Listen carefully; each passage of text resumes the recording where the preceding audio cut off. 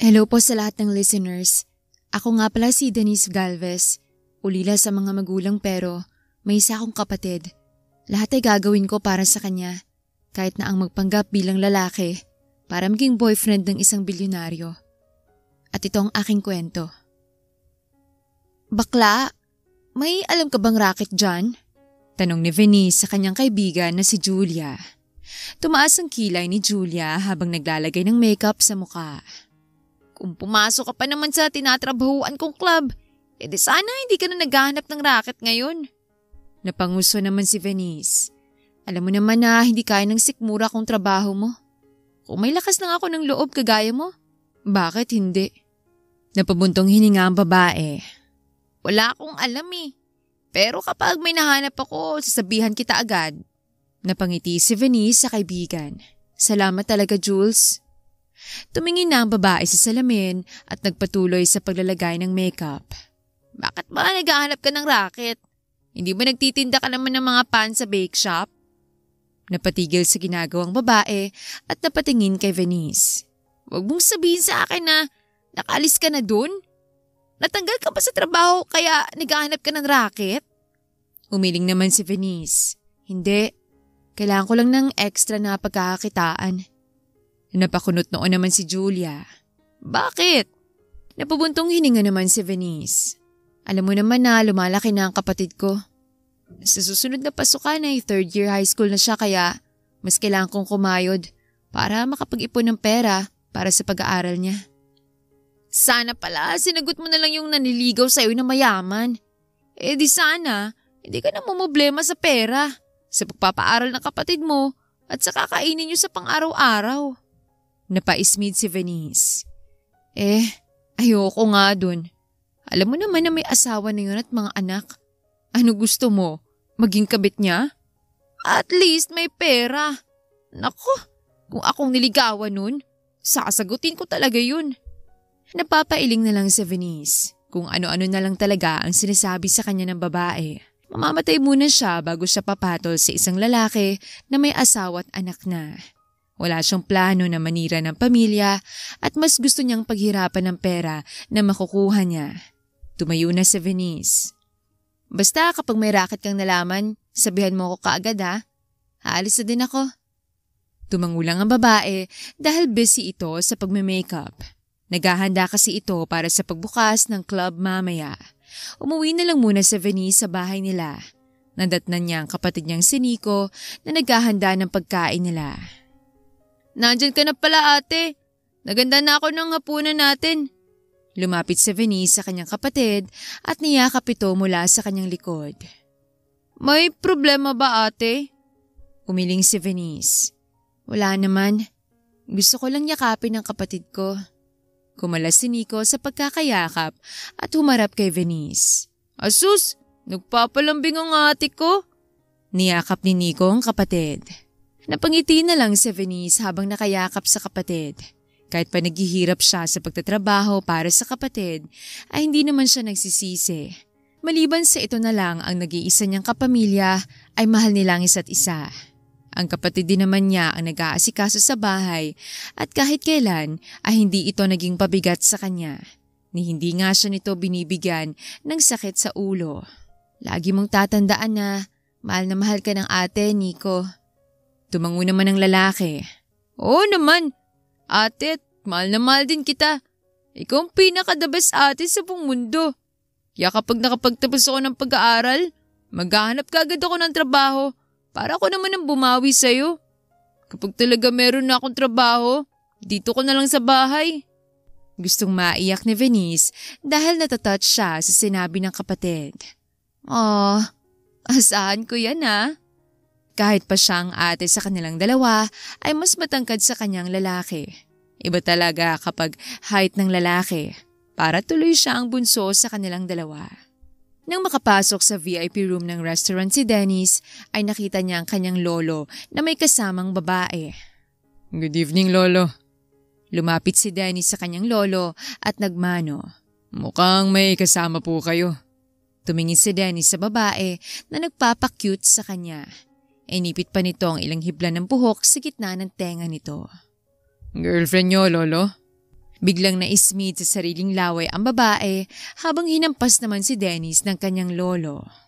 Anong girlfriend ang pinagsasabi mo dyan? Parang apo ko na yan. At gusto mo bang habulin ako ng itak ng lola mo? Natawa na lang si Dennis. Meet Grace, ang babaeng napili namin para pakasalan mo. Biglang natigilan si Dennis sa pag-upo. What? Napabuntong hininga naman ang lolo ni Dennis. For pity's sake, Dennis, 28 ka na, pero hanggang ngayon wala ka pa rin girlfriend. Mukhang wala ka balak maghanap kaya ako na mismong naghanap para sa'yo. Napailing na lang si Dennis. You can't do that to me, lolo. Taas noon naman na tumingin ng matanda kay Dennis. Yes, I can. Para din naman to sa'yo, apo. Natawa ng mapakla si Dennis. Paano naging para sa akin kung ipapakasal niyo ako sa babaeng hindi ko naman gusto? Nakayuko na ngayon ng babae. And besides, I have a lover now. Nagulat naman ang kanyang lolo. Ano? Bakit hindi ko alam? Napakibit-balikat si Dennis. Kasi hindi ko sinabi sa inyo. Hinampas sa braso si Dennis ng kanyang lolo. Ipakalala mo siya sa akin sa lalong madaling panahon. Napabuntong hininga na lang si Dennis. Fine. Kaya tigilan niyo na itong mga blind date na to at arranged marriage. Nasa makabago na tayong henerasyon, lolo. At hindi na uso yun. Well, if you excuse me, aalis na ako dahil may meeting pa ako. Hindi na hinintay ni Dennis na makasagot ang kanyang lolo at umalis na kaagad sa restaurant. Kaya talaga minsan ay ayaw niya siputin ang kanyang lolo dahil sa mga blind dates nito. Habang nakasakay sa kotse pabalik sa kanyang opisina, ay nag-iisip si Dennis kung sinong ipapakilala niya sa kanyang lolo. Ayaw naman niyang kumuha ng babae para magpanggap na girlfriend niya. She hates women. Bigla siyang may naisip kaya napangisi siya. Albert, hanapan mo nga ako ng lalaki na pwedeng magpanggap na boyfriend ko. Muntik nang maumod si Dennis sa kaharap na upuan nang biglang mag-break si Albert, ang kanyang assistant. Kaagad itong napatingin sa kanya. Ano yun, sir? Parang nabingi ata ako at ibang narinig ko. Napailing na lang si Dennis. Hindi ka nabingi, Albert. Seryosong tumingin si Dennis sa lalaki. Hanapan mo ko ng lalaki na pwedeng magpanggap na boyfriend ko. Napanganga na lang si Albert. Bakit, sir? Para ipakilala sa lolo ko. Para tigilan na niya ako sa mga blind dates niya. Hindi pa rin makuha ni Albert kung anong ibig niyang sabihin. Di ba dapat babae? Pero bakit lalaki ang pinapahanap niya sa akin, sir? Seryoso na tumingin si Dennis sa lalaki. You know, I hate women. Pero hindi niyo ba naisip, sir, na pwedeng ikasira ng image niyong gagawin niyo? Umiling si Dennis. I don't care anymore, Albert. Basta ang gusto ko lang ay tigilan na ako ni Lolo sa mga blind dates na yan. Just do as I say, okay? Napabuntong hininga naman si Albert dahil wala itong magawa. Dennis is his boss at kailangan niya itong sundin. Okay, sir. Habang masaya na naghahapunan sina Venice at ang kapatid niya, ay bigla na lang itong nawala ng malay at dinugo ang ilong. Kaagad niya itong nilapitan at pilit na ginising. Nico, gumising ka. Huwag mong binibiro ng ganyan si ate. Kahit anong pagising ni Venice sa kanyang kapatid, ay hindi pa din ito nagigising. Kaagad siyang humingi ng tulong at dinala sa ospital ang kanyang kapatid. Malala ang kondisyon ng kapatid mo. Kailangan niya ng treatment. At ang ganitong sakit ay kailangan ng malaking halaga. Napaiyak na lang si Venice. Hindi niya alam na may dinadamdam na pala ang kanyang kapatid. Alam niyang nilihim na naman ito ng kapatid niya dahil ayaw nito na mag-alala siya. Gawin niyo po ang lahat, Dok. Gagawa po ako ng paraan para makabayad sa inyo. Tumango naman ang doktor at umalis. Pumasok na sa kwarto si Venice at nakita ang kanyang kapatid na mahimbing na natutulog. Medyo maputla ng mukha nito. Tumabi siya sa kapatid at tinawakan ng kamay nito. Napaiyak na lang siya. Ate? Bulalas ng lalaki sa pangalan ni Venice nang magising ito. Kaagad namang hinaplos ni Venice ang pisngi ng kapatid. Kamusta ka na? May masakit ba sa katawan mo? Umiling naman ng lalaki. May gusto ka bang kainin o inumin? Umiling ulit ang lalaki. Nasaan po tayo, ate? Maliit nang umiti si Venice. Nasa ospital tayo, Nico. Bigla ka kasing nawala ng malay. Hindi nakapagsalita ang kapatid ni Venice. May dinaramdam ka na pala pero bakit hindi mo sinabi sa akin? Alam ko po kasi namang problema na kayo sa pera para sa pagkain natin araw-araw at sa pag-aaral ko. Ayoko nang dagdagan ng problema mo, ate. Kaagad na pinunasan ni Venice ang kanyang luha. Kahit kailan, hindi ka problema sa akin, Nico. Kapatid kita eh. Ikaw na lang nag-iisang kapamilya ko kaya gagawin ko ang lahat para sa'yo. Kahit na magkandakuba pa ako sa pagtrabaho. Okay lang, basta maging maayos ka lang. Napaiyak na lang si Nico. Sorry ate. Sorry kung nagiging pabigat ako sa'yo. Sorry kung wala akong may tulong sa'yo. Umiling-iling si Venice. Huwag mong sabihin yan. Hindi ka pabigat sa akin, okay? Hinaplos ni Venice ang pisngi ng kapatid. Ang totoo nga niyan, ikaw ang nagbibigay ng lakas sa akin araw-araw. Ikaw ang dahilan kaya ako nagsusumikap. Huminga ng malalim si Venice. Huwag ka mag-alala, Nico. Gagawin ko ang lahat para gumaling ka. Pangako ni ate yan. Tumango naman ang lalaki, kaya niyakap ni Venice ang kapatid. Nagpaalam na muna siya dito dahil maghahanap siya ng pera. Nakapag-advance naman siya sa pinagtatrabahuan niyang bakery shop pero kulang pa din ito. Kaya naman, pumunta siya kay Julia dahil ito na lang ang malalapitan niya. Kumusta si Nico, Venice? Nabalitaan kong nangyari sa kanya. Napaiyak naman si Venice at nagkwento. Niyakap siya ng babae. Magiging maayos din si Nico. Yun pa eh, malakas din yun katulad mo. Kumalas mula sa pagkakayakap si Venice sa babae at tumango. Kailangan ko ng pera ngayon, Julia. May alam ka bang racket? Kahit ano? Hinawakan ni Julia ang kamay ni Venice. Actually, may nasagap akong racket kanina lang. Yung isang customer ko dito ang nagsabi naghahanap ang boss niya ng isang lalaki na magpapanggap bilang boyfriend nito. Napakunot ang noo ni Venice. Boss niya? Ano bang boss niya? Lalaki o babae? Lalaki. Mas lalong kumunot ang noo ni Venice. Lalaki pero naghahanap ng lalaki? Tumango naman si Julia. Bakla bang boss niya? Bahagyang natawa ang babae. Hindi. Ayaw kasi ng boss niya sa mga babae kaya naghahanap siya ng lalaki na magpapanggap bilang boyfriend niya. Napaisip naman si Venice. Paano naman naging racket yun? Lalaki naman ang hanap niya. Hinawakan ni Julia si Venice. Simple lang.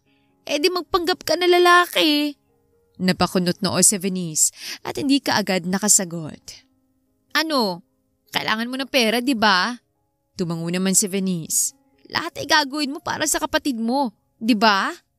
Muli siyang tumango. Di kunin mo na yung racket. Bigla namang kinabahan si Venice. Paano kung mahuli ako? Napakurosang si Julia.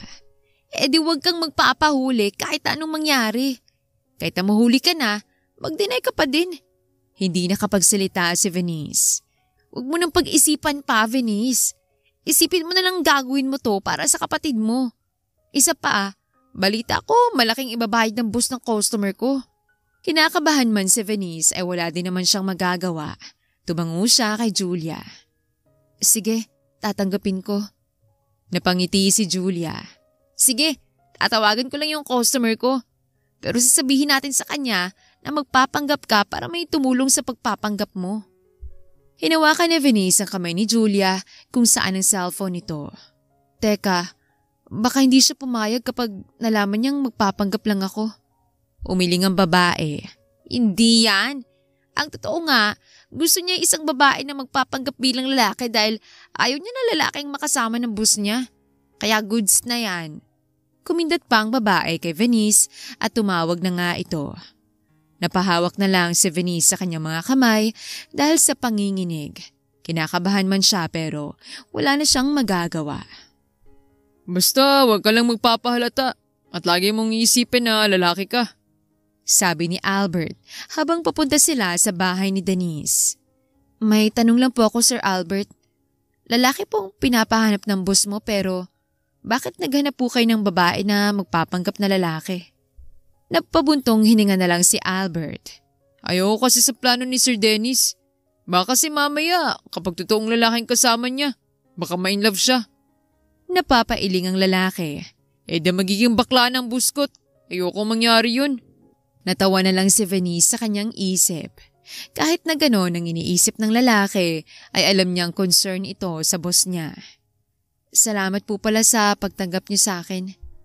Tumingin si Albert sa babae mula sa salamin. Ikaw ang nireto sa akin ni Julia kaya alam kong mapagkakatiwalaan kita. Gusto ko din na mawala ang galit ni Sir Dennis sa mga babae. Napaisip naman si Venice. Bakit nga po ba ayaw niya sa mga babae?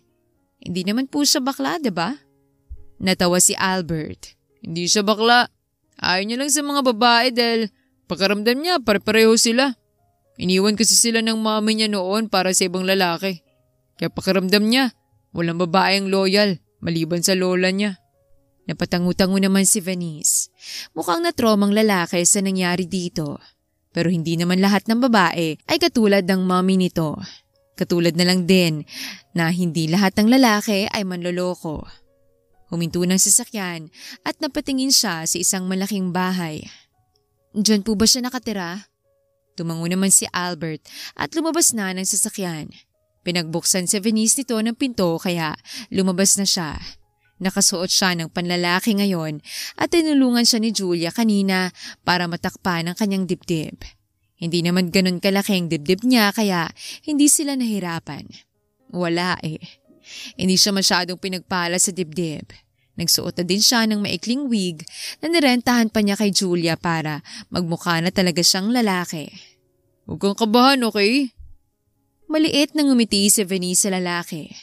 Huwag kakabahan? Paano? Kung sa pagharap pa lang nila ng lalaki ay malaman kaagad nitong babae pala siya, ay baka mabuking na sila. Napapailing na lang si Venice.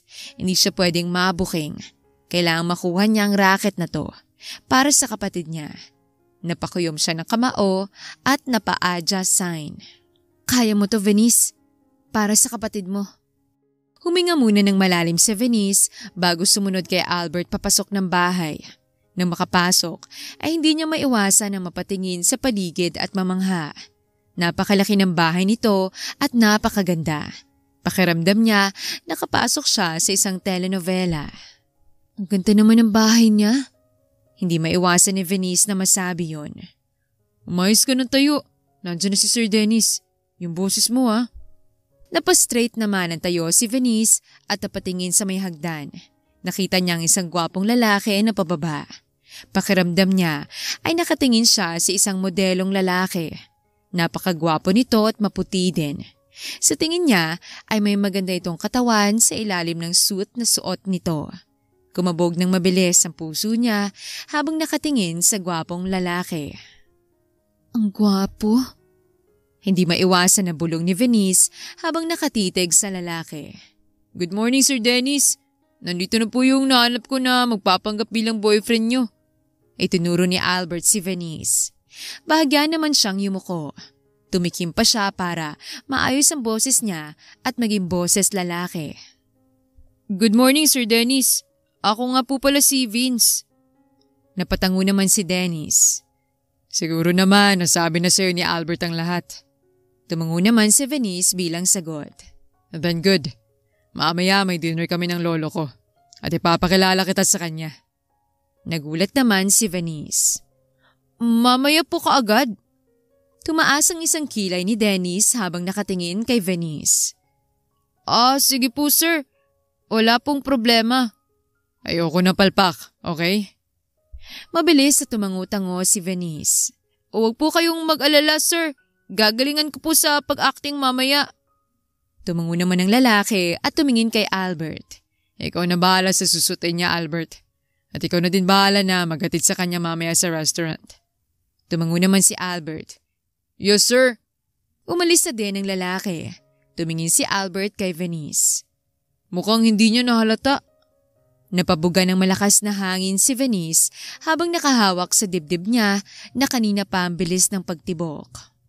Oo nga'y, para kung hindi makahinga kanina habang kaharap siya. Tinapik ni Albert ang balikat ni Venice. That's a good sign. Hindi ka nahalata ni sir. Just keep up the good job and everything will be okay. Tumango naman si Venice sa lalaki at napangiti. Sana nga ay magtuloy-tuloy na ito para maipagamot na niya ang kanyang kapatid. Itong susutin mo para sa dinner mamaya. Ibinigay ni Albert kay Venice ang isang white suit. Suotin mo na dahil ihatid na kita sa restaurant. Tumango naman si Venice at pumasok na sa banyo. Tamang-tamang napili ni Albert na suit para sa kanya dahil tama lang ito sa katawan niya. Napatingin siya sa salamin. Mukha na nga siyang lalaki maliban na lang sa maliit niyang muka at sa normal niyang mapupulang labi. Huminga ng malalim si Venice habang nakatingin sa sarili sa salamin. Kaya mo to, Venice.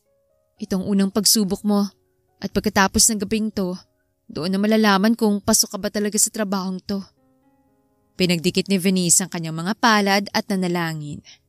Lord, sana makuha kong trabahong to at sana hindi ako magkamali mamaya. Alam kong mali itong gagawin ko pero pagbigyan niyo na ako para naman puto sa kapatid ko. Muling huminga ng malalim si Venice at lumabas na ng banyo. Napahawak naman sa baba si Albert. Okay na, mukha ka ng lalaki. Tara na, baka kanina pa naghihintay si Sir Dennis. Tumango naman si Venice at sumunod. Sumakay na din sila sa kotse at maya-maya ay nakarating na din sila sa restaurant. Namamangha na naman siya dahil itong unang beses na makakapasok siya sa isang mamahaling restaurant. Siguro naman ay makakakain din siya ng masarap ngayon, lalo na sa dinner nito. Good luck, sabi ni Albert, pero parang mas kinakabahan pa si Venice sa sinabi ng lalaki. Ilang beses na nagpakawala ng malalim na hininga si Venice bago tuluyang binuksan ang pinto ng isang VIP room. Kaagad niyang nakita si Dennis habang may kasama itong matanda na lalaki at babae. Sa tingin niya ay ito ang sinasabi ng lalaki na lolo at lola niya. Ngumiti kaagad si Venice dahilan para makita ang kanyang dimple. Good evening, ma'am, sir. Bati ni Venice sa mga matatanda. Mabuti na lang ay hindi siya nautal dahil sa kaba na nararamdaman niya ngayon. Napakunot noon naman ang lalaking matanda. I'm sorry, iho. Mukhang nagkamali ka ata ng pinasukang VIP room. Ngumiti lang si Venice at tumingin kay Dennis. Tumikim ang lalaki. Lolo, I want you to meet Vince. Tumayo si Dennis at lumapit kay Venice. Bahagya pa siyang nagulat nang hawakan nito ang kanyang bewang. Mabuti na lang at hindi siya napasigaw. My boyfriend. Nabilaukan sa sariling laway ang matandang lalaki habang hindi naman nakapagsalita ang matandang babae. Nakatitig ito sa kanila. What? What did you just said? Nauutal na tanong ng matandang lalaki. Napabuntong hininga si Dennis. I'm sorry, Lolo. Ayoko sana sabihin sa inyo to pero wala na ako magagawa. Dahil palagi niyo na lang akong binablind date. Kaya ngayon, ipapakilala ko sa inyo ang aking boyfriend na si Vince. Pilit nang umiti si Venice sa mga matatanda. Nice meeting you po. Napahawak naman sa dibdib ang matandang lalaki. Biglang nataranta si Venice at lalapitan na sana ito pero hinigpitan ng lalaki ang pagkakahawak sa kanyang bewang dahilan para mapatingin siya nito. Just stay here. Bulong ng lalaki. Hindi ba ito nag-aalala sa lolo nito? Baka mamaya ay atakihin ito sa puso dahil sa gulat. I can't believe this. Sabihin mong nananaginip lang ako, Esmeralda. Sabi ng matandang lalaki sa asawa nito. Hindi ka nga nananaginip, dear. Tanggapin mo na lang kung anong kasarian ng apo mo. Alam mo naman kung anong pinagdaanan niya. Hindi makapaniwala si Venice na nakatingin sa matandang babae na kalmado lang at tanggap kung anong kasarian ng apo nito. Hindi naman makapaniwalang matandang lalaki na nakatingin sa asawa. At ganun-ganun na lang yun? Paano na lang pamilya natin? Kung magiging... Parang nagdadalawang isip ang matandang lalaki kung sasabihin ba nito o hindi ang salitang bakla. magiging ganyan ang apo natin. Tinuro ng matandang lalaking apo nito. Paano tayo magkakaapo sa kanya? Ano? Tatandang binata siya? What about our bloodline? Napabuntong hininga naman ang matandang babae. Dear, hindi lang naman si Dennis ang apo natin.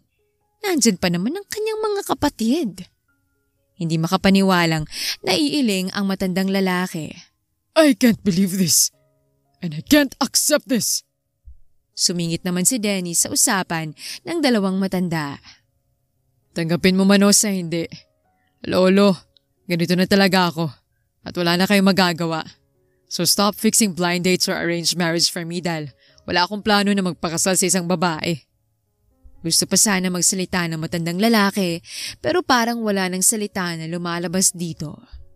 I still can't accept this. Napabuga ito ng malakas na hangin. Pero tamang lola mo. Ano nga bang magagawa ko kung ganyan ka na? Sana pala mas natutukan kita para hindi ka nagkaganyan. O baka naman may pag-asa ka pang gumaling. Bahagyang natawa si Venice pero kaagad niya itong pinigilan. Kung makapagsabi kasi itong gumaling ka ay para bang sakit ang meron ng lalaki. Wala na po lolo. My decision is final. Napabuntong hininga ang matandang lalaki. Fine. Come on. Let's eat. Inilalayan ni Dennis si Venice na maupo na tila pa para talaga siyang isang babae. Dahil nagsimula ng palabas ay kailangan niyang maging sweet sa lalaki para mapaniwala ang dalawang matanda. What do you want, honey? Napalunok si Venice dahil sa malalim na boses ng lalaki. Gosh, kung ganito ba naman kagwapo at kagandahang boses ay sinong hindi mai-in love sa lalaking ito? Tamang lolo nito. Napakasayang ng lahi ng lalaking ito kung tatandang binata lang. Ngumiti si Venice. Kahit ano na lang, honey babe. Kakainin ko naman ang lahat ng ipapakain mo sa akin. Kumindat pa si Venice sa lalaki. Gusto niyang matawa dahil alam niyang pinipigilan ng lalaki ang masuka. Plano niya ito pero ito ang nasusuka sa plano niya. Gusto na lang matawa ni Venice. Nagpatuloy sila sa pagkain at sinusubuan pa niya ang lalaki. Napaka-sweet nilang dalawa na tila ba, parang wala silang ibang kasama. Natutuwa naman ang matandang babae na nakatingin sa kanila habang ang matandang lalaki naman ay tila nandidiri sa kanila. Wait, there's something on your lips. Natigilan si Venice nang ilapit ng lalaki ang mukha nito sa kanya. Isang dangkal na lang ang pagitan ng mga mukha nila. Pinunasan ng lalaki ang gilid ng kanyang labi na may sauce gamit ang daliri nito. Ang cute mo talaga, honey. Para kang bata kung kumain. May sauce pa sa gilid ng labi mo. Napalunok naman ng mariin si Venice at hindi nakapagsalita. Pilit lang siyang ngumiti at napayuko. Thank you, honey babe. Napaka-sweet mo talaga. Habang nakayuko, ay napakagat labi si Venice at lihim na napahawak sa kanyang dibdib.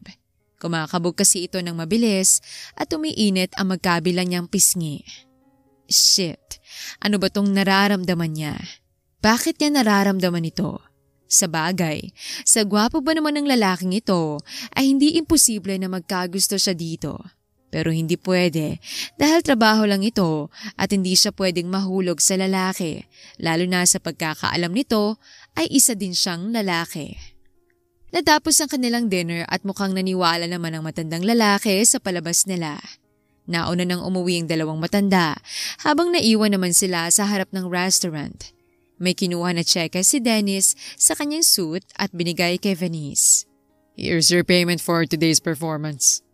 Nagningning ang mga mata ni Venice nang makita ang 20,000 na nakasulat sa tseke. Teka, ito na ba ang sweldo ko sa buong buwan? Napatingin naman si Dennis kay Venice. Hindi mo nasabi sa'yo ni Albert? Nagtatanong naman na tumingin si Venice sa lalaki. Every time na mapapanggap ka, doon kita babayaran. Tatawagan na lang kita kapag kailangan ulit kita. Napatango na lang si Venice. Umalis na din ang lalaki sa kayang kotse nito. Pumara na din siya ng taxi at agad na nagpahatid sa ospital. Masaya siya dahil may pambayad na siya sa pagpapagamot sa kapatid niya. Sana lang talaga ay tawagan kaagad siya ng lalaki para magkapera ulit siya. Makalipas ang ilang araw na treatment ng kapatid ni Venice ay naging maayos na din ito. Magpalakas ka pa ha, ang sabi ng doktor, pwede ka nang lumabas sa susunod na araw. Sabi ni Venice sa kapatid at binigay dito ang hiniwa niyang mansanas. Paano ba naman hindi kaagad ako gagaling? Magaling ang nurse ko. Pagtukoy ng lalaki kay Venice. Napangiti naman siya. Asus, ng bola pang mokong. Bahagyang natawa ang lalaki. Hindi kaya ako nambobola. Totoo kayang sinasabi ko. Maliban sa alam kong pagod ka na sa trabaho mo, inaalagaan mo pa ako dito. Para ka nang si Wonder Woman yan. Hinaplos ni Venice ang buhok ng kapatid. Nawawala naman ang pagod ko kapag nakikita kong gumagaling ka na. Napatigil si Venice nang may nag-text sa kanyang cellphone. Kinuha niya ito at nakita niyang galing ang text kay Dennis. Binigay niya kasi ang number niya sa lalaki. Come to my office, now. Napangiwi na lang si Venice dahil kung makaasta ang lalaki ay masyadong bossy. Sa bagay, boss naman niya talaga ito. Trabaho ate? Tumango si Venice at nag-reply sa lalaki ng okay. Tumingin siya kay Nico. Oo kailangan kong magpunta sa trabaho ngayon. Okay lang ba kung iwan mo na kita dito? Tumango naman si Nico. Oo naman ate, malaki na ako kaya kaya ko ng sarili ko. Sige, basta kapag may kailangan ka, sabihin mo lang sa nurse. Tumango ang lalaki. O siya, aalis na muna ako. Babalik din ako mamaya pagkatapos ng trabaho ko. Nagpaalam na si Venice sa kapatid niya at pumunta sa opisina ng lalaki. Nagtataka siya kung bakit sa opisina pa siya nito pinapunta. Pwede naman sila magkita. Nakadamit pang babae siya na pumunta siya sa building pero bago siya pumunta sa opisina ng lalaki ay nagbihis na muna siya sa banyo. Nang maging maayos na ay pumunta na siya sa opisina ng lalaki. Kumatok na muna siya bago pumasok. Nakita niya si Dennis na may babaeng nakaupo sa kandungan nito. Nakita niya kung gaano nandidiring lalaki sa babae. Tumiki muna si Venice bago nagsalita. What's the meaning of this, honey babe? Natigilan ng babae sa paglalandi kay Dennis at napatingin kay Venice. Honey babe? Nagtatakang tanong ng babae. Tumango naman si Venice at lumapit dito. Hinawakan niya ang babae at pinatayo. Mahina pa niya itong itinulak dahilan para mapanganga ang babae. Hinawakan ni Venice ang balikat ng lalaki. Honey babe, this is my honey babe. Pagtukoy ni Venice sa lalaki. Nagulat naman ng babae at hindi makapaniwala. What? Are you damn serious? Tumayo si Dennis at inayos ang suit nito. Yes, he is my honey babe. Napakurap-kurap ang babae. Kaya hindi tayo pwede dahil may boyfriend na ako. Napanganga ang babae habang palipat-lipat ng turo kay Dennis at kay Venice. You're a gay? Tumango naman ang lalaki. So, it's true. Totoo nga ang mga haka-haka tungkol sa'yo. Na kaya hanggang ngayon ay wala ka pang girlfriend ay dahil bakla ka? Hinawakan ni Venice ang dibdib ng lalaki. Ano naman ngayon kung bakla siya? Mahal namin ang isa't isa. Inihilig ni Venice ang kanyang ulo sa balikat ng lalaki at ngumisi na nakatingin sa babae. Alam mo, bago na ang kasabihan ngayon. Ang gwapo ay para na sa gwapo. Kaya huwag ka nang umasa ng papatulan ka ng honey babe ko. Okay? Napakurap-kurap na lang ang babae at lumabas ng opisina na para bang pinagbagsakan ng langit at lupa sa nalaman nito. Why are you late? Kanina pa ako nagtitext sa'yo ha. Lumayo ng lalaki kay Venice. Napanguso naman siya. Ito na nga ang tinulungan. Ito pa ang mukhang masungit. Alam mo kasi, honey babe. Napatigil sa pagsasalita si Venice na sinamaan siya ng tingin ng lalaki kaya pilit siyang napangiti. Hindi lang naman po kasi ang pagpapanggap ng trabaho ko. May iba din po akong trabaho. Umikot lang ang mga mata ng lalaki at naupo sa swivel chair nito. Next time, kapag nag-text ako, dumating ka kaagad. Kumuha ng alkohol ang lalaki at nagsanitize sa sarili nito. Napapailing na lang si Venice. You can go out now. Ang bayad ko po. Napakunot ang noo ng lalaki na napatingin kay Venice. Bayad? Late ka na nga tapos gusto mo pa na bayad? Napanganga naman si Venice. Kahit late naman ako ay napaniwala naman natin ng babaeng yun kaya deserve ko ba din mabayaran no? Magsasalita na sanang lalaki nang biglang bumukas na naman ang pinto at bumalik ang babae. Hinawakan ng lalaki ang kamay ni Venice at hinila ito. Nagulat naman siya at mabuti na lang ay nakahawak siya sa upuan dahilan para hindi siya tuluyang bumagsak sa lalaki. Natigilan ng babae sa nakita. Kukunin ko lang bag ko. Napangiwi itong nakatingin sa kanilang dalawa. Nakakadiri kayo! Mabilis na kinuha ng babae ang bag na naiwan nito at umalis. Napabuga naman ang malakas na hangin ng lalaki. Damn this! Tumingin ang lalaki kay Venice na isang dangkal na lang ang lapit ng mga mukha nila. Kumabog na naman ng mabilis ang dibdib niya. Tumaas ang kilay ng lalaki. You can stand up now. Wala nang tao. Bigla namang nataranta si Venice at tumayo. Pero dahil sa posisyon nila kanina ay parang nanghina ang tuhod niya dahilan para bumagsak siya ulit sa lalaki. Parehong nanlaki ang mga mata nila nang ma-realize nila na naglapat pala ang mga labi nila. Halos walang ibang marinig si Venice kung hindi ang tibok ng puso niya. Hindi naman gumalaw ang mga labi nila pero nakadikit pa din. Napakurap-kurap siya at kaagad na tumayo. Sorry sir. Nauutal na sabi ni Venice. Hindi ko po sinasadya. Sige po, uuwi na ako. Huwag niyo na lang akong bayaran. Mabilis na tumakbo si Venice papalabas ng opisina habang hawak ang kanyang labi. Napakalambot ng labi ng lalaki at yun ang first kiss niya. Hindi niya inaasahan na ang gwapong lalaking yon ang magiging first kiss niya kahit aksidente lang naman. Gusto niyang tumili sa kilig pero gusto niya ding batukan ng sarili dahil sa katangahan niya. Kahit na nakalabas na ang babae ay hindi pa din nakagalaw si Dennis. Wala sa sariling napahawak siya sa kanyang labi. Bakit napakalambot ng labi ng lalaking yon? Pakiramdam niya ay labi ng isang babae ang dumampi sa labi niya kanina. Napailing na lang si Dennis. Ano ba itong iniisip niya? That was his first kiss at hindi niya inaasahan na isang lalaki ang magiging first kiss niya. Dapat ay mandiri siya pero hindi niya alam kung bakit nagustuhan niya ang labi nito. Damn. Napamura na lang nang wala sa oras si Dennis. Ano ba itong iniisip niya? Bakit ba siya nagkakaganito? Dahil lang sa nangyaring aksidente na paglapat ng labi nila ay nagkakaganito na siya. Napailing siya. This can't be. Simula ng araw na yon ay hindi na mapakali si Dennis at Venice sa nararamdaman nila.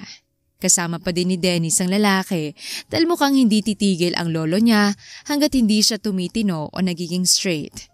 May pinadala na naman kasi itong babae para sa kanya, kaya kailangan na naman niya ang lalaki. Magkatabi si Venice at ang lalaki habang hinahawakan niya ang dibdib nito. Nandidiri naman na nakatingin ang blind date ng lalaki sa kanilang dalawa. Ito, honey babe. Gusto mo ba ito? Kinuha ni Venice ang tinidor at tumusok ng pagkain.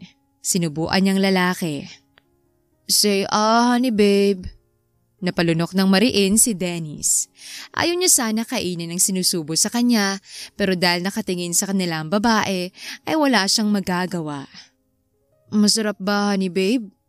Tanong ni Venice habang hinahaplos pa din ang dibdib ng lalaki.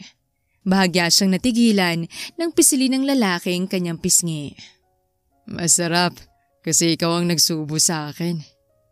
Lihim na napapalunok si Venice dahil sa ngiti ng lalaki at sa tingin nito sa kanya. Para kasing malagkit pero alam naman niyang nagpapanggap lang ang lalaki. Napatingin silang dalawa na biglang sumigaw ang babae. I can't take this anymore! Nakakadiri kayong dalawa! Pareho sana kayong gwapo pero gwapo din ang gusto niyo! Umalis na ang babae at naiwan na lang sa VIP room sina Venice at ang lalaki. Napabuntong hininga na lang si Venice na lumayo sa lalaki. Kumuha siya ng chips at kinain ito. Hanggang kailan ba magpapadala ng babaeng lolo mo? Nag-alcohol naman ang lalaki at pinunasan ang kamay nito. Napangiwi na lang si Venice dahil para bang diring-diri ito sa kanya na para bang isa siyang germs. I don't know kung titigil pa ba siya. Biglang napatingin si Venice sa lalaki. Ano? Di habang buhay kang magpapanggap na bakla?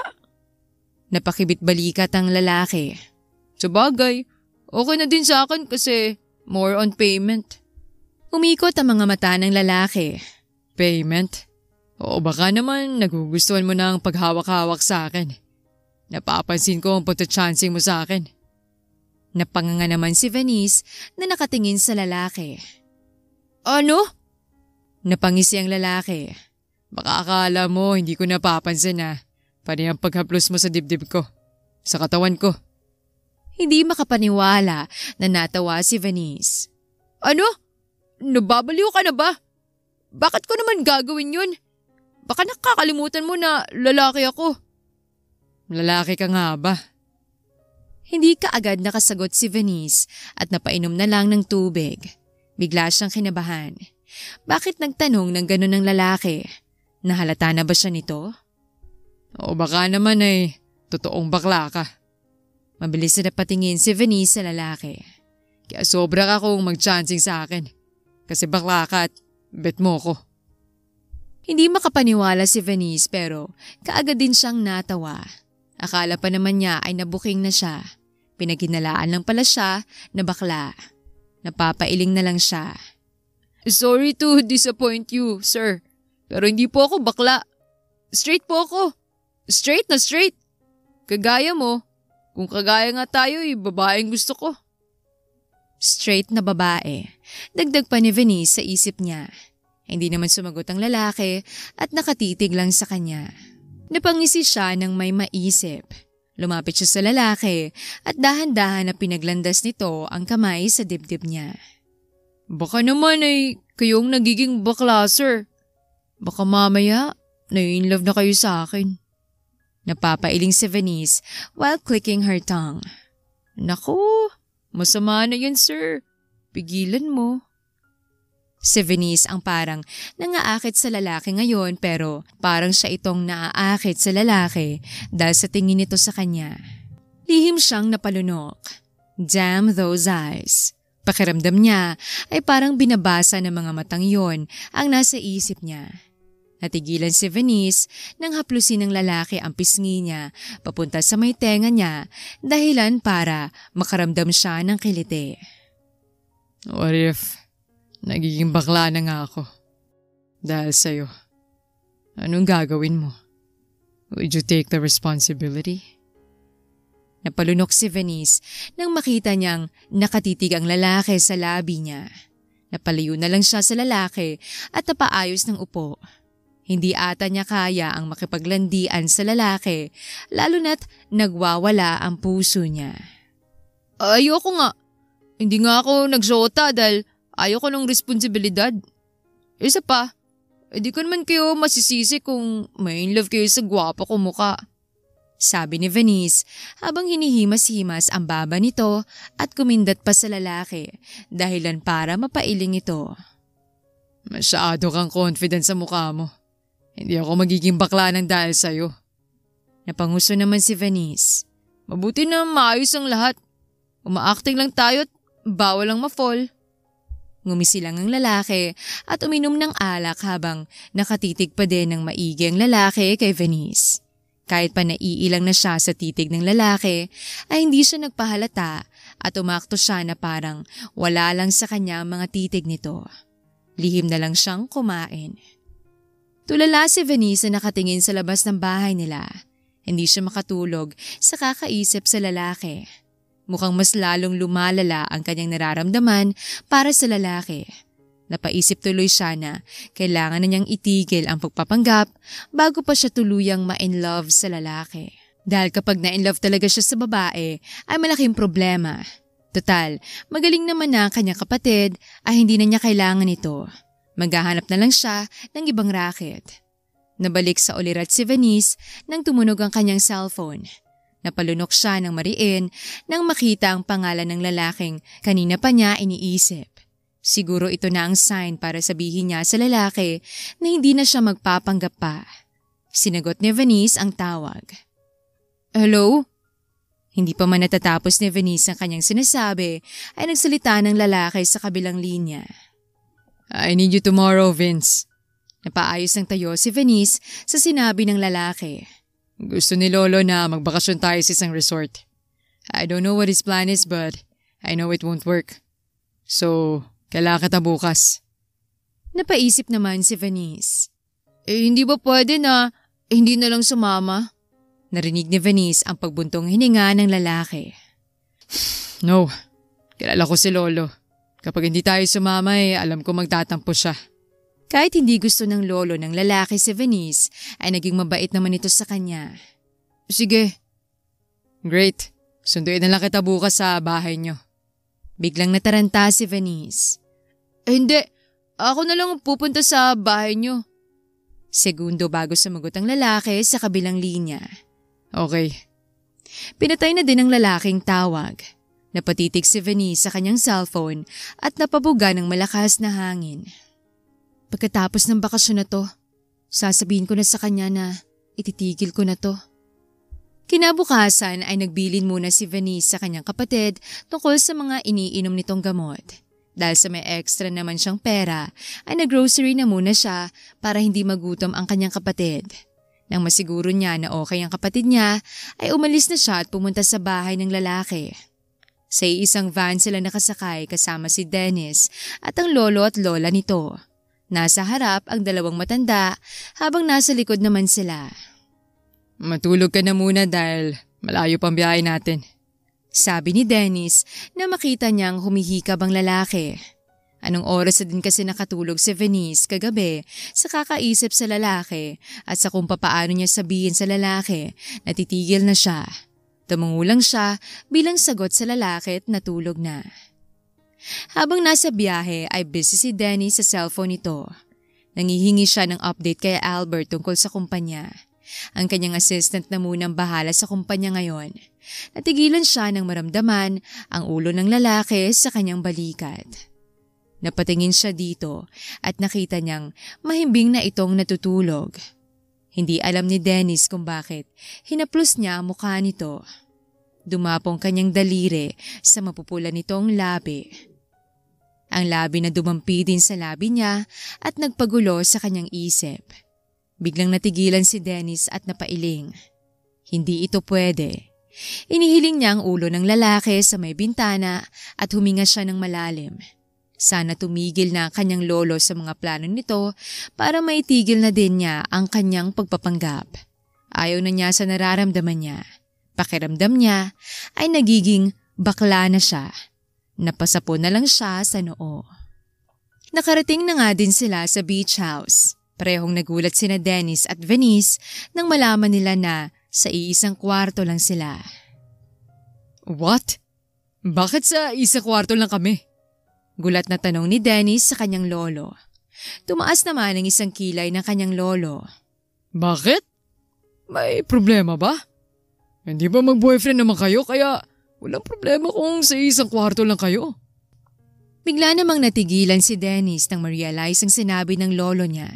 Muntik na niyang makalimutan na nagpapanggap pala sila bilang mag-boyfriend. Pilit ngumiti si Venice sa matanda. Mag-boyfriend pa lang naman po kami, lolo, pero hindi pa po kami magli-live-in.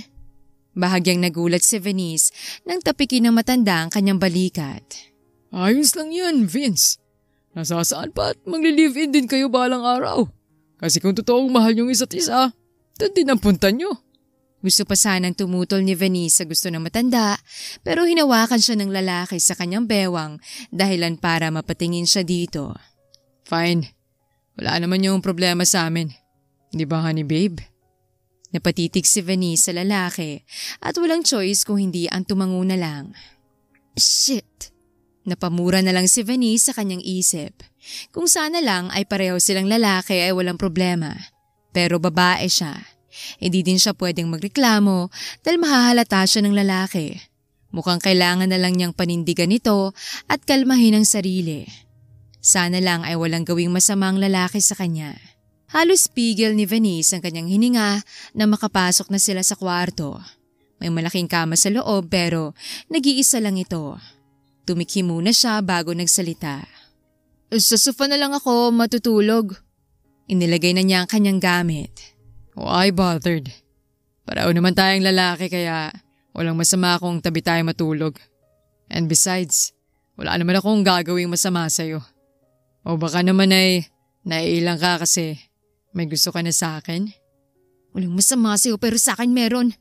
Sabi ni Venice sa kanyang isip. Natawa si Venice. Ikaw talaga, palabiro ka. Hindi na talaga. Okay na ako sa sofa.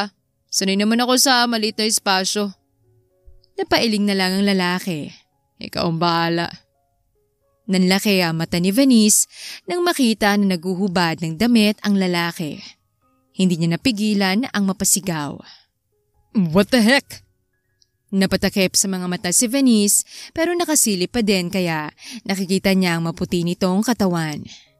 Bakit ka ba naguhubad?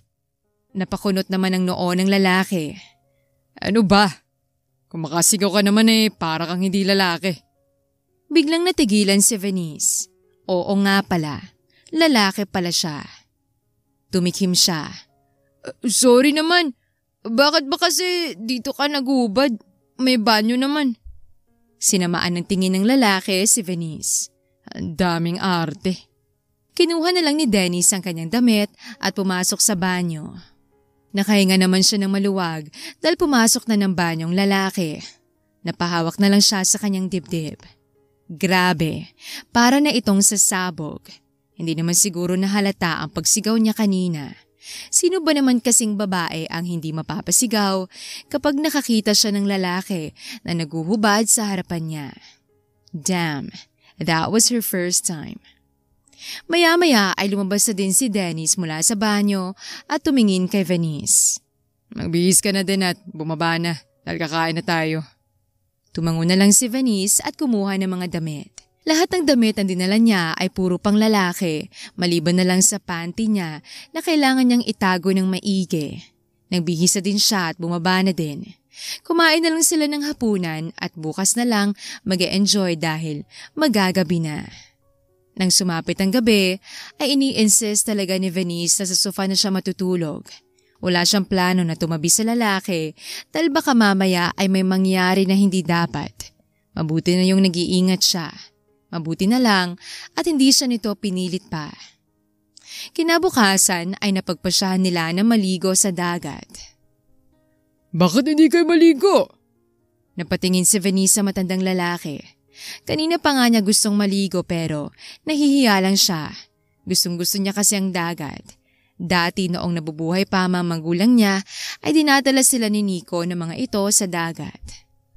Talaga po? Tumango naman ang matandang lalaki. Oo naman. Nandito tayo para maligo at mag-enjoy kaya sige na, enjoy yourself. Pilit itinago ni Venice ang ngiti. Tumingin siya kay Dennis. Ayaw mo bang maligo? Tinanggal ng lalaki ang kanyang shades na suot. Ikaw na lang munang maligo. Gusto ko lang muna dito humiga. Napanguso naman si Venice. Ang KJ naman ng lalaking ito. Okay, ikaw bahala. Kaya naman, nagtampisaw si Venice pero hanggang bewang lang siya dahil naaalala niyang nakasuot pala siya ng wig. Hindi ito pwedeng mabasa dahil baka mahulog ito at mabuking pa siya. Kaagad din siyang umahon at bumalik. Akala ko ba maliligo ka? Bakit bumalik ka kaagad? Pilit ngumiti si Venice. Malamig pala ang tubig. Siguro mamaya na lang. Nagkibit-balikat naman ang lalaki at humiga ulit. Napupuntong hininga na lang si Venice. Excited siya sa bakasyon na ito pero mukhang hindi niya ma-e-enjoy. Mukhang hanggang tingin na lang siya sa dagat. Tatakas na lang siya mamayang gabi at doon maliligo. Napatingin siya kay Dennis nang tumayo ito. Saan ka pupunta? Tumingin ang lalaki kay Venice. Tinanggal nito ang shades at nilagay sa lamesa. Maliligo. Ayaw mo bang sumama? Napalunok ng mariin si Venice nang hubarin mismo ng lalaki sa mismong harapan niya ang suot nitong t-shirt. Bumungad tuloy sa kanya ang six-pack abs nito. Shit, nasa langit na ba siya? Napapailing na lang siya. Bakit ba pakiramdam niya ay nagiging manyak siya nang dahil sa lalaki? Mukhang naglalaway ka na habang nakatingin sa katawan ko ha. Napahawak si Venice sa kanyang bibig. Hindi naman eh. Natigilan si Venice nang tumawang lalaki. Ito kasi ang unang beses na nagkasama sila na tumawa ito. Hindi niya namalayan na wala na pala sa harapan niya ang lalaki. Mukhang masaya si Dennis habang kasama ka. Biglang napatingin si Venice sa matandang lalaki dahil sa sinabi nito.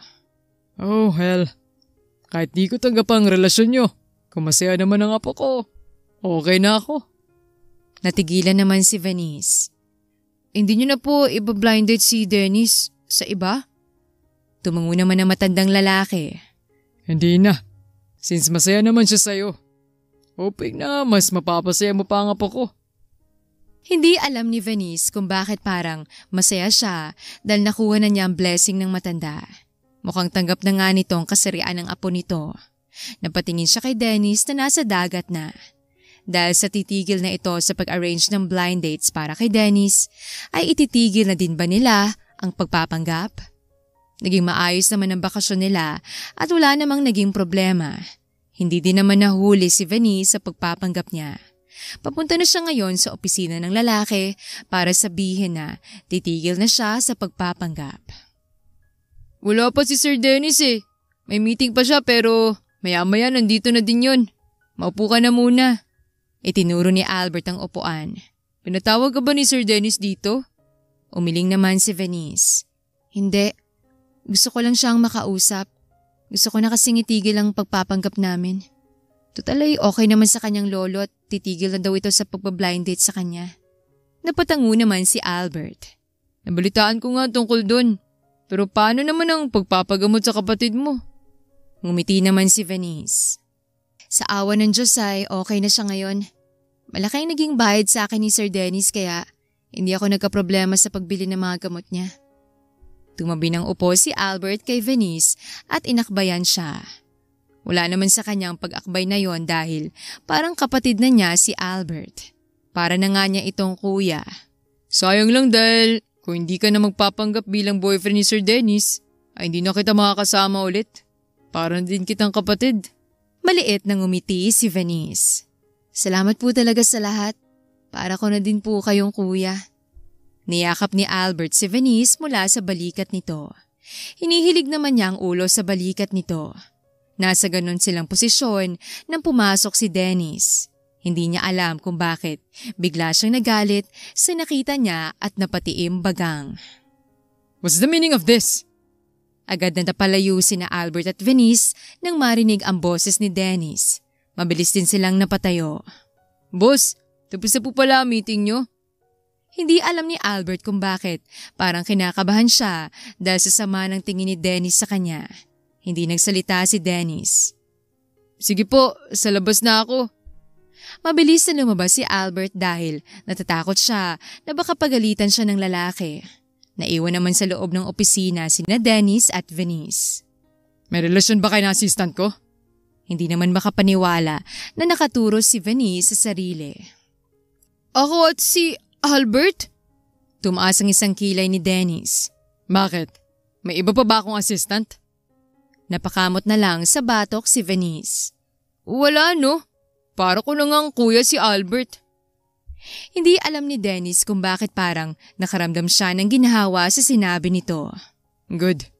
Dahil ayaw kong may marinig na lang na balita na nagkaroon kayo ng relasyon. Sigurado kong makakarating yun kay Lolo. Umupo na si Dennis sa swivel chair nito. Lumapit naman si Venice sa lalaki. Ano nga palang ginagawa mo dito? Hindi naman ako nag-text sa'yo. Napalabi si Venice. Nandito kasi ako para sana sabihin sa'yo na titigil na ako sa pagpapanggap bilang boyfriend mo. Magre-resign na ako as your fake boyfriend. Biglang napatingin ang lalaki kay Venice. What? Why? Hindi pa ba sapat ang binabayad ko sa'yo? Kaagad na umiling si Venice. Hindi yun. Sobra-sobra pa ngang binayad mo sa akin. Kumunot ang noo ng lalaki. Then why? Bakit gusto mo tumigil? Huminga ng malalim si Venice. Kasi sa tingin ko, tanggap na ng lolo mo kung ano ka. Sinabi na din naman niya na hindi siya mag-a-arrange ng blind date sa'yo. Kaya sa tingin ko, wala lang dahilan para magpanggap pa tayo. Napatayo ang lalaki. No. Nagulat naman si Venice. I mean, hindi ba magtataka si lolo kapag hindi kanya nakita? Kapag may okasyon o gusto kanyang makita, anong sasabihin ko? Sasabihin ko na naghiwalay na tayo. Then, mag-a-arrange na naman siya ng blind dates. Mawawalan din ng saysay ang pinaghirapan natin para mapaniwala lang siya. Napaisip naman si Venice. Sabagay. Pero pwede naman po kayong magdahilan. May naisip si Venice. Pwede niyo naman po sabihin sa lolo mo na nagbakasyon ako kaya ay umuwi sa probinsya. Basta po kahit anong idahilan niyo. Napatitig ng maigi ang lalaki kay Venice. Just give me one reason. Bakit gusto mo itigil to? Napalabi naman si Venice. Gusto man niyang sabihin na kaya gusto niya itigil ito ay dahil nahuhulog na siya sa lalaki ay hindi pwede. Lalo na't sa pagkakaalam nito ay lalaki din siya. Huminga na lang siya ng malalim. Uuwi po kasi ako sa probinsya namin dahil nagkasakit ang kapatid ko. Kailangan ko po siyang alagaan. Lumapit ang lalaki kay Venice. Di mas kailangan mong trabahong to. May naipon na po ko at sapat na yun. Napaiwas ang tingin si Venice sa lalaki nang makita niyang nakatitig ito sa kanya na tila ba parang binabasa ang nasa isip niya. Iniiwasan mo ba ako? Kaya ba gusto mong tumigil sa pagpapanggap dahil gusto mong maiwasan ako? Bahagya namang natawa si Venice.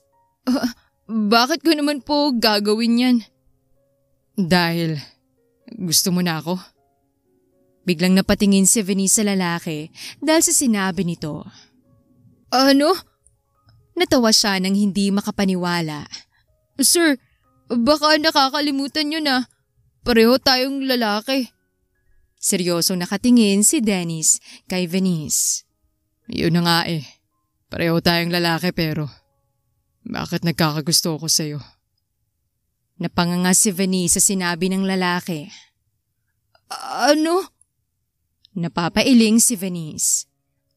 Nagiging bakla ka na, sir, dahil sa akin? Umiling naman ang lalaki na tila nalilito. I don't know.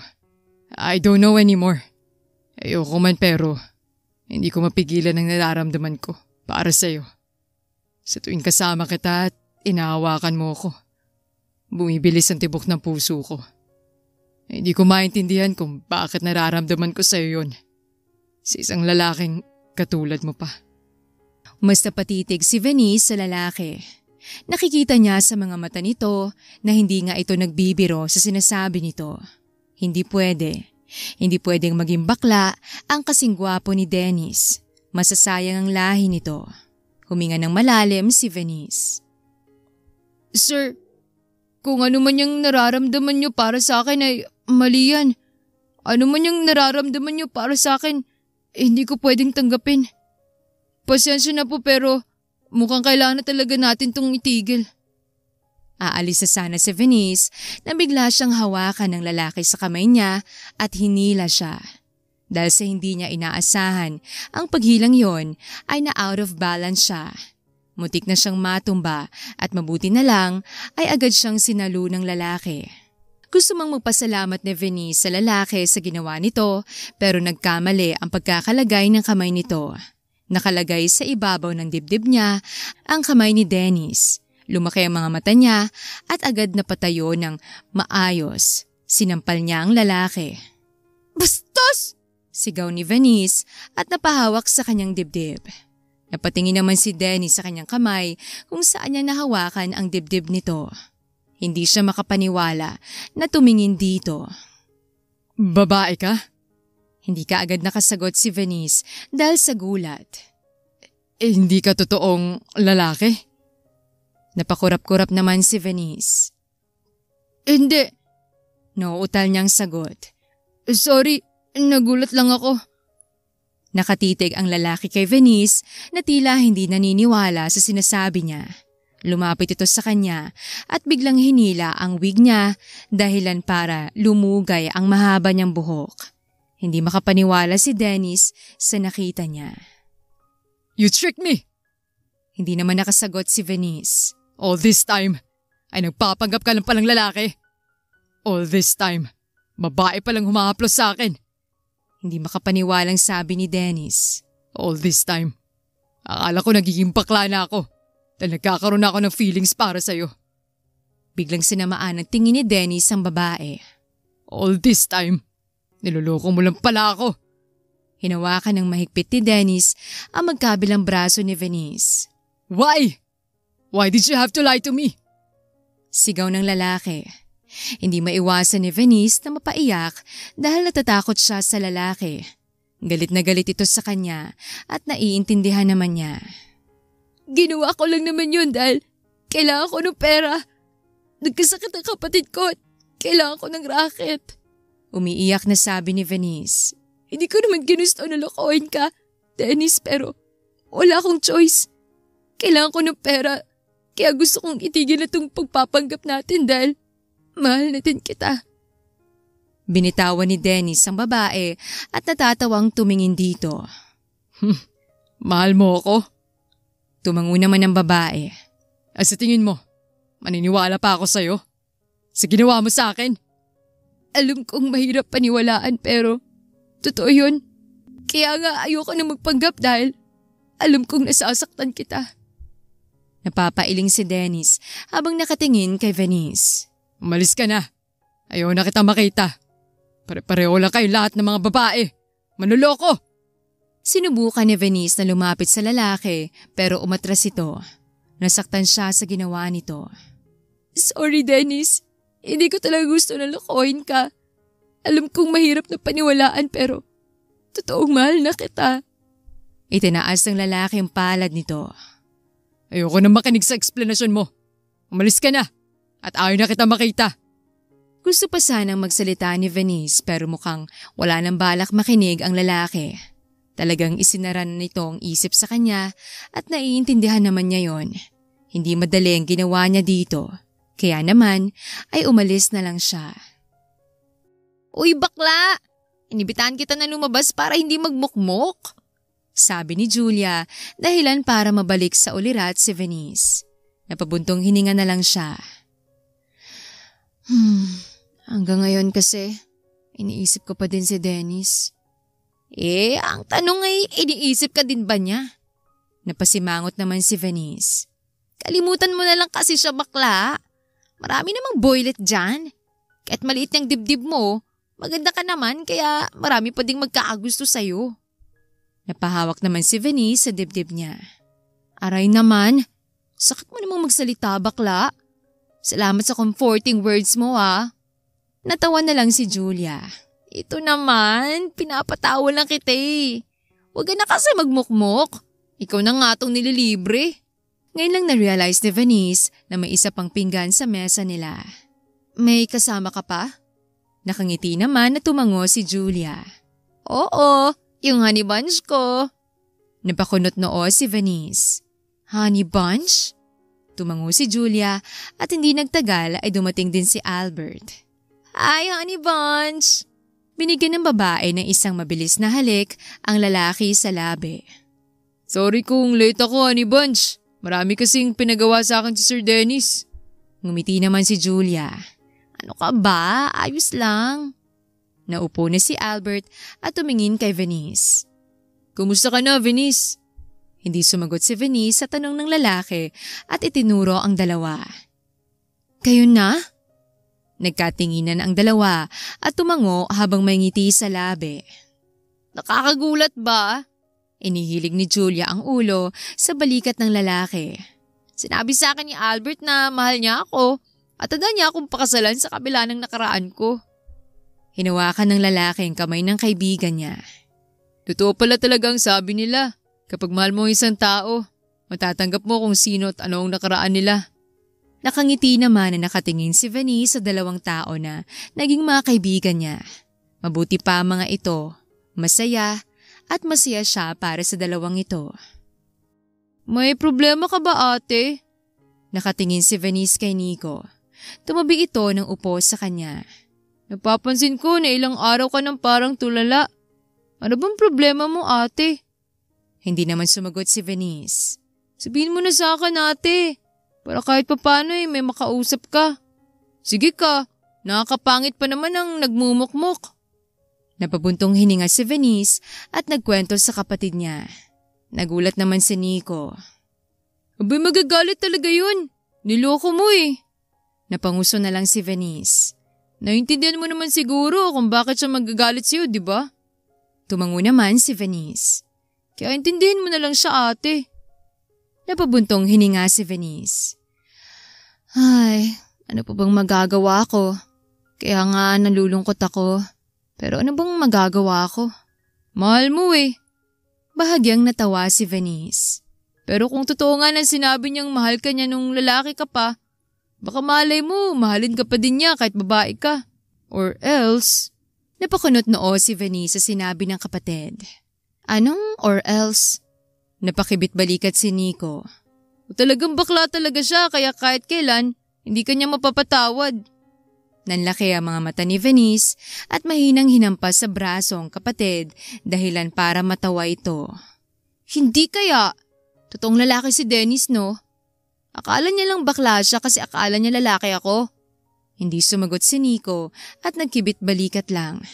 Muling napabuga ng malakas na hangin si Venice.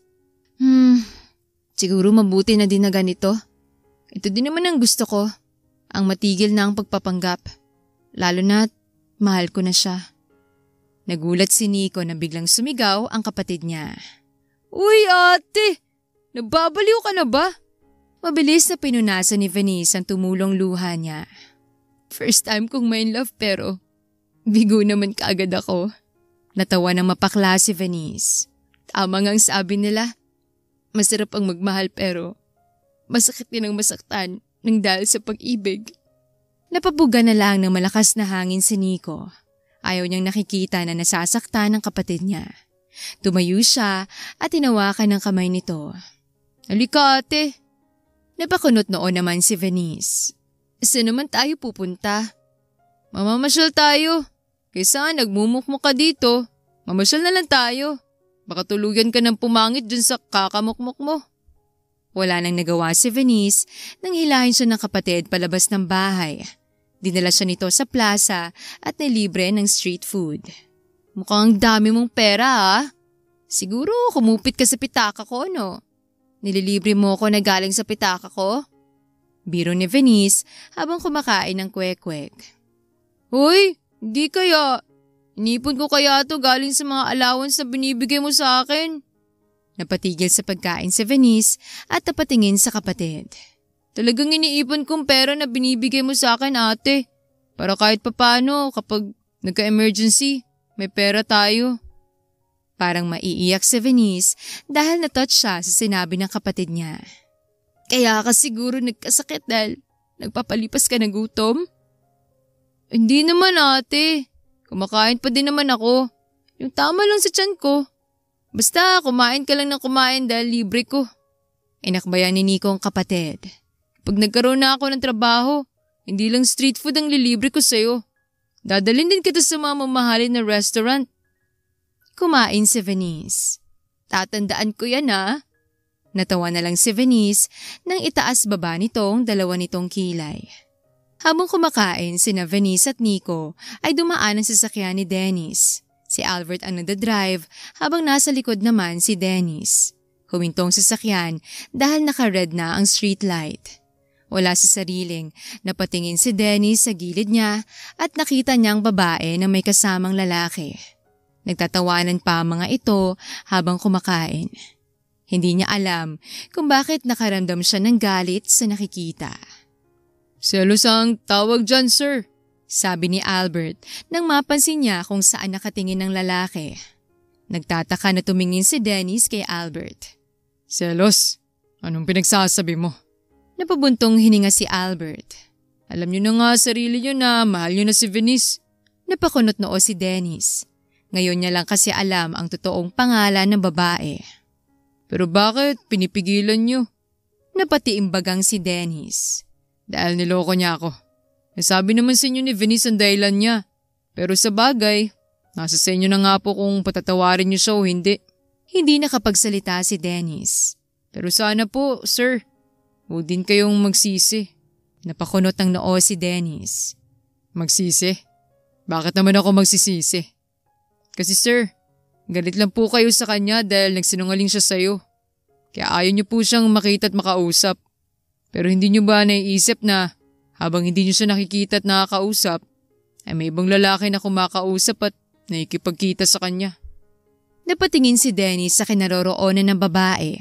Bigla siyang napakuyom ng kamao dahil may punto si Albert sa sinasabi nito. Bigla siyang hindi mapakali na makita na inakbayan ng lalaki si Venice at umalis. Kaya din po, maganda pa naman si Venice. Habang nagsasalita si Albert ay biglang lumabas si Dennis ng sasakyan.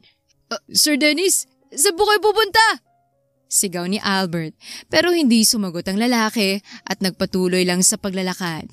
Napangisi na lang siya. Ganyan nga sir, paglaban yung nararamdaman nyo. Gusto mo bang manood ng sine ate? May pera pa naman ako dito. Tanong ni Nico habang nakaakbay kay Venice at naglalakad sila. Kasya pa ba yung pera mo? Baka mamaya manonood tayo pero wala tayong popcorn. Natawa si Nico. Nako, meron pa yan.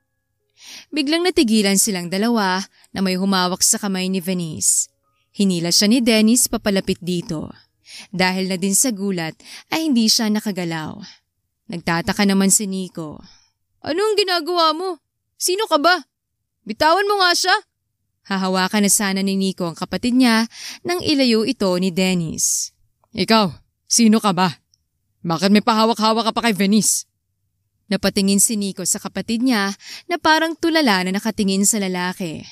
Hindi kaya ito ang kinakwento ng kapatid niya na mahal niya? Napangisi naman siya ng may maisip. Napakross arm si Nico. Girlfriend ko siya. Nagulat naman ang lalaki at napatingin kay Venice. May boyfriend ka? Akala ko ba mahal mo ako? Bakit ngayon ay may boyfriend ka? Aha? Parang doon lang nabalik sa ulirat si Venice. Anong boyfriend? Sinong boyfriend? Napatingin si Venice sa kanyang kapatid. Kumindat si Nico sa kanya. Kaya akin ang girlfriend ko. Balik mo na siya sa akin. Nilahad pa ni Nico ang kanyang kamay na tila ba para lang isang bagay si Venice. Hindi niya alam kung anong ginagawa ng kapatid niya. Hindi ko siya ibibigay sa'yo. Dahil akin siya. Boyfriend ka lang niya pero ako ang mahal niya. Tumaas ang kilay ni Nico. At bakit? Mahal mo bang girlfriend ko? Napanganga si Venice sa tinatanong ng kapatid niya. Ano bang pinagsasabi nito? Taas noon naman na tumingin si Dennis sa lalaki. Oo, mahal ko siya. Mas lalong napanganga si Venice. Tumingin ang lalaki sa kanya. Galit ako sa'yo. Nalilito na lang si Venice dahil kanina ay sinabi nitong mahal siya tapos ngayon sinasabi nitong galit ito sa kanya. Ano ba talaga? Galit ako sa'yo dahil niloko mo ko. Pero nang makita kita na may kasama kang ibang lalaki, nagselos ako. Mas na-realize ko na hindi ko kaya na makita ka na may ibang lalaking kasama. Napakurap si Venice nang hawakan ng lalaking kamay niya. Mahal kita, Venice. At handa akong kalimutan ang lahat ng nagawa mo sa akin. Basta sa akin ka lang. Hindi ba sinabi mo noon sa akin na mahal mo ko? Bakit may boyfriend ka? Natawa na lang si Nico, dahilan para mapatingin si Dennis dito. Hindi niya talaga ako boyfriend. Napakunot noo si Dennis. Lumapit si Nico at hinawakan ang kamay niya para makipagkamay. Ako nga pala si Nico, ang kapatid ni Venice. Napanganga na lang si Dennis sa nalaman. Ano? Kapatid mo siya? Tanong ni Dennis habang nakatingin sa babae. Tumango naman si Venice bilang sagot. Bakit hindi mo sinabi sa akin? Imbis na si Venice ang sumagot, ay si Nico ang sumagot. Kapag sinabi ko na kapatid ko siya, aamin ka ba sa kanya? Aaminin mo bang mahal mo siya? Hindi naman nakasagot si Dennis dahilan para mapailing si Nico. Iba talagang nagagawa ng selos. Napapaamin bigla. Tumingin si Nico sa kapatid. Mauna na ako sa bahay ate. Napanganga si Venice nang umalis ang kapatid niya at iwan siya kasamang lalaki. Hindi mo sinabi sa akin na may kapatid ka pala. Bahagyang natawa si Venice. May alam ka ba kahit isa tungkol sa akin? Hindi naman nakasagot ang lalaki. Teka, anong sinasabi mo kanina na mahal mo ko? Pinapatawad mo na ba ako? Napabuntong hininga ang lalaki. Ang totoo, nagalit talaga ako sa'yo dahil niloko mo ko. Pero narealize ko na kung magagalit ako sa'yo, gagaan ba ang pakiramdam ko? Pero habang dumadaan ang araw na hindi kita nakikita at nakakausap, parang mas bumibigat lang ang pakiramdam ko. Parang may pumipisil sa dibdib ko, lalo na nang makita kita kanina na may kasama kang lalaki. Nakapatid mo lang pala. Bahagyang natawa si Dennis. Puro na lang ako akala. Akala ko boyfriend mo talagang lalaking yun. Akala ko din bakla na ako dahil may gusto na ako sa'yo. Pero akala ko lang pala yun. Hindi pala ako bakla dahil babae ka. Hinawakan ng lalaki ang mukha ni Venice. Alam kong wala akong alam tungkol sa'yo ni Isa pero handa kitang kilalanin, Venice. Dahil mahal na mahal kita. Napakunot noo si Venice. Akala ko ba ayaw mo sa mga babae? Oo, ayaw ko sa mga babae dahil akala ko pare-pareho kayong lahat. Akala ko manloloko kayo lahat at iiwan din kami bandang huli. Iniwan kami ng mami ko noon dahil sa ibang lalaki. Kaya simula noon, pinangako ko sa sarili ko na hindi ako magmamahal. Nagalit ako sa'yo dahil pakiramdam ko, katulad ka din ni mami na manloloko. Hinawakan ni Dennis ang kamay ni Venice. Pero handa akong masaktan. Basta para sa'yo, Venice. Handa akong sumugal para sa'yo. Handa akong harapin ang takot ko. Dahil ganun kita kamahal, Venice. Napaiyak naman si Venice. Sorry talaga kung niloko kita. Hindi ko naman talaga yun ginusto. Wala akong choice. Napatigil si Venice sa pagsasalita nang itapat ng lalaking daliri nito sa bibig niya. Hindi mo na kailangan mag-explain, Venice. Naiintindihan ko na ginawa mo lang yun para sa kapatid mo. Napatango naman si Venice at sinapo ang mukha ni Dennis. Mahal na mahal din kita, Dennis. Kaya pinapangako ko sa'yo na hindi ako magsisinungaling sa'yo kahit kailan. Hindi na ako maglilihim at sasabihin ko na sa'yo ang lahat-lahat. Gagawin ko ang lahat para hindi masirang tiwala mo sa akin. Hinalikan ni Venice sa labi ang lalaki. Mahal na mahal kita, Dennis. Mahal na mahal. Ikaw lang ang bukod tanging lalaki na minahal ko. Napangiti naman si Dennis. Mahal na mahal din kita, Venice. At ikaw lang ang babae na minahal ko. Hinalikan siya muli ng lalaki sa labi. Napahiwalay na lang silang dalawa nang makarinig sila ng palakpakan at hiyawan ng mga tao. Hindi nila napansin na nakatingin na pala sa kanila ang mga tao. Hinawakan ni Venice ang kamay ng lalaki at tumakbo papalayo sa maraming tao. Ano ba naman yan? Nakakahiya. Napanguso naman si Dennis. Kinakaya mo ba ako? Agad naman na umiling si Venice. Hindi, no? Napabuntong hininga ang babae. Gusto mo bang isigaw ko kung gaano kita kamahal? Sisigaw na sana si Venice nang takpan ng lalaking kanyang bibig. Hindi na. Okay na. Naniniwala na ako sa'yo. Nagkangitian at nagtawanan ang dalawa. Ipinakilala ni Dennis ang babae sa kanyang lolo't lola. Nagulat ang mga ito dahil itong unang beses na may pinakilala itong babae. Pinaliwanag naman nila ang lahat na si Vince at ang babae ay iisa. Natuwa naman ang lolo ni Dennis dahil hindi bakla ang apo nito. Kaagad na asikaso ni lolo ni Dennis ang kasal nila. Nagulat si Venice pero alam naman niya sa puso niya na sigurado na siya sa lalaki kaya pumayag siya sa kasal. Hindi din nagsisi si Venice dahil nang ikasal sila ng lalaki ay mas lalo nitong ipinakita kung gaano siya nito kamahal. Lalo na nang binayayaan sila ng isang anak. Sobrang tuwa ng pamilya nila, lalo na ni Dennis dahil hindi niya inaakala na magkakaroon siya ng sariling pamilya at mga anak. Thank you for giving me a chance to have a family, hon. Sabi ni Dennis at tinalikan ang buhok ng asawa. Napangiti naman si Venice. Hindi naman tayo magiging ganito kasaya kung hindi mo din ako pinatawad at binigyan ng pagkakataon. Hinaplos ni Dennis ang mukha ng asawa. Pinatunayan mo din naman sa akin na hindi ako nagsisi sa ginawa ko. Mahal na mahal kita at ang mga anak natin. Napakunot noon naman si Venice. Mga anak? Isa pa lang naman ang anak natin ah. Bahagyang natawa si Dennis. At sino naman ang nagsabi sa'yo na iisa lang anak natin? Mas lalong napakunot noo si Venice. Dahan-dahan na inilapit ni Dennis ang mukha sa asawa. Sisiguraduhin ko na hindi lang iisang anak natin dahil dadagdagan natin hanggat kaya natin. Natawa na lang si Venice at mabilis na hinalikan sa labing asawa. Pasalamat ka at mahal kita kaya pagbibigyan kita. Tuluyan na ngang naglapat ang mga labi nila. Naging masaya si Dennis at Venice sa lumalaki nilang pamilya. Hindi lubos akalain ni Dennis na magiging masaya siya sa piling ng isang babae na dati ay kinamumuhian niya. Pero hindi siya nagsisi na hinarap niya ang takot sa mga babae dahil ngayon ay sobrang saya na niya kasamang pamilya niya. Dapat talagang maging matapang tayo na harapin ang takot sa buhay natin. Dahil kapag hinarap natin ito, ay magiging masaya tayo at magiging buo. Magiging malaya tayo mula sa mga kinatatakutan natin. At dito nagtatapos ang kwentong pag-ibig ni na Dennis at Venice.